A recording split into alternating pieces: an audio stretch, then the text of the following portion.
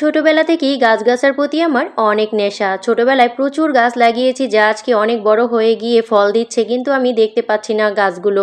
আসসালামু আলাইকুম ভিউয়ার্স, আজকে চলে গেলাম নার্সারি মেলাতে। এখানে একদিকে মেলা হচ্ছে ফুলের গাছের, চারা গাছের, আর অন্যদিকে কিন্তু আরেকটা দোকান বসেছে, সেখানেও কিন্তু অনেক ফুলের টব আছে, সার আছে, আর গাছ লাগাতে যত ধরনের সামগ্রী, ছুরি, কাঁচি সব আছে এখানে।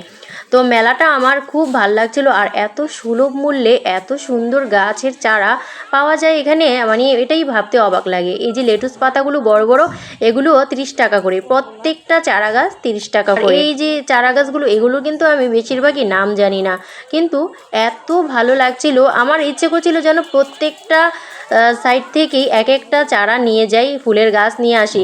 তো এই ফুলের গাছটা কিন্তু আমার অনেক ভালো লাগছিল, তো আমি এটাও নিয়েছি। আমি অনেকগুলো চারা গাছ নিয়ে এসেছি, যেহেতু প্রতি পিস মাত্র 30 টাকা, আর তাই আমি সস্তা পেয়ে বস্তা ভরে নিয়ে এসেছি। আর এখানে এনেছি আমি একটা লেটুস গাছ, একটা বোম্বাই মরিচের চারা, আর ফুলের চারাগুলো এনেছি, আর একটা পুদিনা পাতা নিয়ে এসেছি। যেহেতু আমি কিশোরগঞ্জে থাকি, তো সেখানে কিন্তু পুদিনা পাতাটা চিনেই না অনেকে।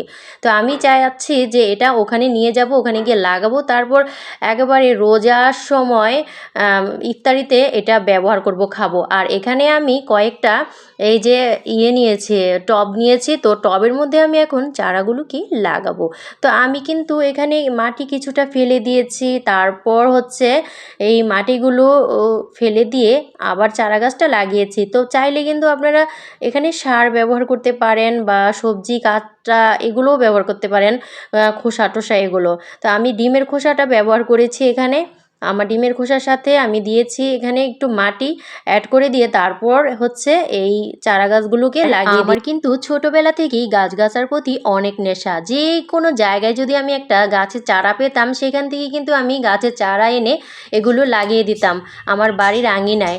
তো আমরা যখন গ্রামে ছিলাম তখনকার কথা আর কি। তো আমি অনেক গাছ লাগিয়েছি, যেগুলো এখন অনেক বড় হয়েছে, ফল দিচ্ছে, কিন্তু আমি খেতে পারছি না, যেহেতু আমি অনেক দূরে থাকি, আর বাবার বাড়িতে তেমন একটা যাওয়া হয় না, চাঁদপুরে। তো এই কারণে আর কি। আর এই যে দেখেন আমার ফুলের গাছগুলো কত সুন্দর লাগছে। গাছ লাগাও, পরিবেশ বাঁচাও পর্ব শেষ করে আমরা চলে গেলাম নারায়ণগঞ্জের খানপুরে স্ট্রিট ফুড খেতে, সবাই মিলে খুব মজা করব বলে। ভাগ্নি, মেয়ে, সন্তান সব, ভাইটাই সহ সবাই মিলে খুব একটু এনজয় করলাম। ফুচকা, চটপটি খেলাম, খেয়ে এক একজনের ঝালে টালমাটাল অবস্থা হয়ে গিয়েছিল। তারপর আমরা অর্ডার করলাম চিকেন চাপ আর লুচি। তো এইটা কিন্তু জোস ছিল। আমরা খানপুরের যে সাইডটা, সেখানে আমরা চলে গেছি স্ট্রিট ফুড খেতে নারায়ণগঞ্জে। তো এই জায়গাটাতে অনেক মজার মজার স্ট্রিট ফুড পাওয়া যায়, চাইলে কিন্তু আপনারা সেখানে যেতে পারেন। তো আমরা মোমো অর্ডার করেছিলাম, তো মোমো খেলাম, অনেক কিছু অর্ডার করেছি আমরা টুকিটাকি। আর এই যে কফি, শীতের সময় একটু কফি না খেলে হয়। তো শেষমেশ করলাম কি, একটা ভুট্টা অর্ডার করলাম, দেখি কেমন লাগে।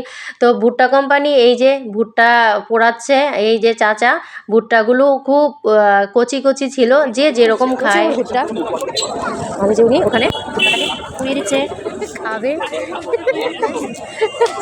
এই যে খাদো। তো চাচা আমাদের ভুট্টাটা পুড়িয়ে দিল। ভুট্টাটা কিন্তু আমার কাছে মোটেও ভালো লাগেনি, কি একটা মশলা দিয়েছে, একেবারে বাজে লাগছে। লবণ দিয়ে খেলেও হয়তো ভালো লাগতো।